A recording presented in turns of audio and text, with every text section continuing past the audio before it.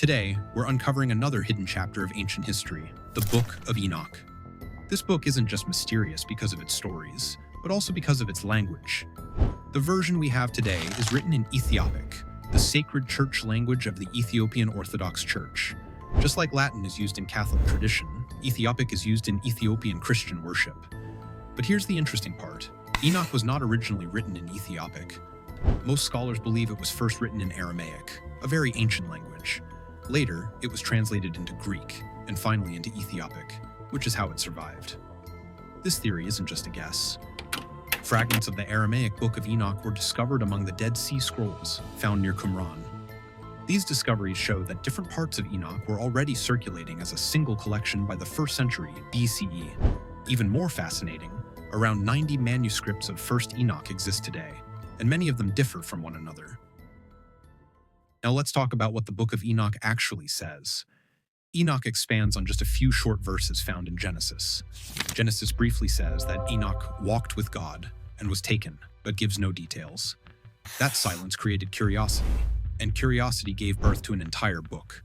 The real action begins with Genesis 6:1-4, a strange and mysterious passage. It speaks about divine beings called Bene Elohim, meaning sons of God, who came down to earth before the flood. According to Genesis, they took human women as wives, and their children were called Nephilim, mighty warriors and heroes of ancient times. But Genesis stops there. No explanation, no backstory. That's where Enoch steps in. In the Book of Enoch, these sons of God are no longer vague beings. They are now fallen angels, known as the Watchers.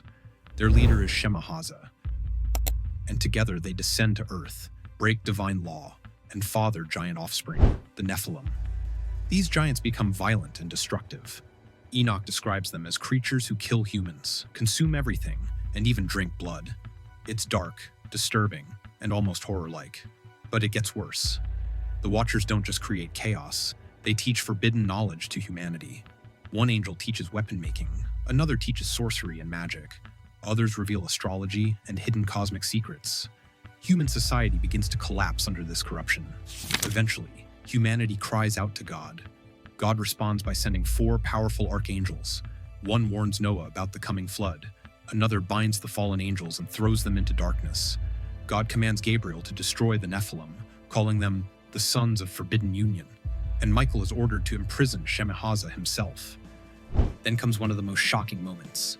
God sends Enoch, a human, as a messenger to the fallen angels to announce their judgment. Imagine that. A man delivering a death sentence to angels. Beyond this story, Enoch introduces major ideas that later shaped Christianity: final judgment, resurrection, salvation, heaven and hell, the Messiah, the Son of Man. Scholars call this type of writing Jewish apocalyptic literature, common during the Second Temple period.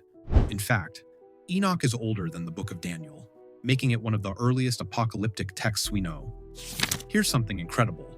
The term Son of Man appears in Enoch before the New Testament, and in one chapter, Enoch himself is called the Son of Man. Later, this title is applied to Jesus in the Gospels.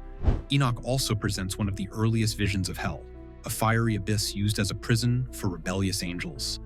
This idea didn't exist clearly in early Hebrew scriptures, but became central later in Christian theology. So what happened to Enoch over time?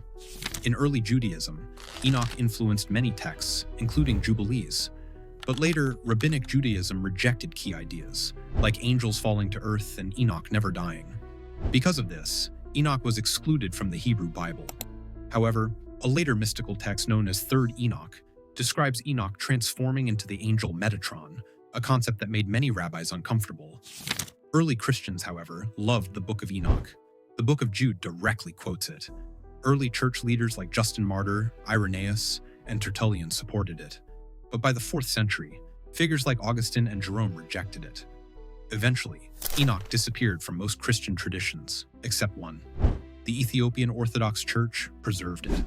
To this day, Enoch remains official scripture in their Bible, which contains over 81 books, far more than most Christian canons. And the story doesn't end there. From ancient Jews to Christians, Muslims, mystics, and Ethiopian believers, Enoch's influence never disappeared. Ideas like judgment, heaven, hell, Messiah, and the Son of Man all trace back to this hidden book. Not bad for a text most people have never read. So if you want to understand how ancient people viewed the universe, evil, angels, and divine justice, the Book of Enoch is a doorway into their world. And that's exactly what we explore here.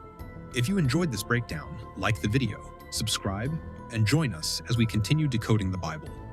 Until next time, thank you for watching Bible Decoded.